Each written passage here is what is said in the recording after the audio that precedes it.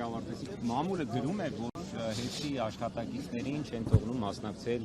այս եւ նմանատիպ այլ հավաքներին, միջոցառումներին։ Դուք որպես հեծի նախկին տնօրեն նաեւ վստահաբար ինչ-որ կապեր եք պահպանում, կան ասեկոսներ, ձեզ հասնում են խոսակցություններ այդպիսի դեպքերի իրավացի լինելու մասին։ Քիչ առաջ այստեղ հեծի անվտանգությունից էլ մարդիկ են եկել են գույքագրեն, թե ովքեր են եկել։ Իհարկե, այսինքն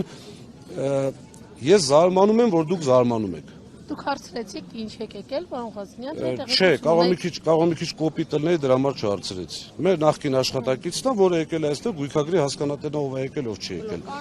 Իսկ ինչ վերաբերում է ովքեր եկել են։ Գիտեք,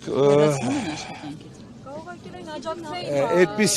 տեսեք, իրենք մի քիչ խելոքացել են, ես մի անգամ ասեցի, իրենք խելոքացել են եւ ժամանակին, երբ որ մենք ինֆորմացիաները ստանում էինք, այսպես 5-6 հոգանոց ժողովներ լինում, ինֆորմացիան ստանում ենք։ Հիմա արդեն սովորել են, առանձին են ասում եւ սպառնում են, որ եթե սա դուրս եկավ, խնդիր կունենաք, բայց ախր չեն կարող։ Մեծ կոլեկտիվ է, ինձ մարդիկ տեսնում են, այսպես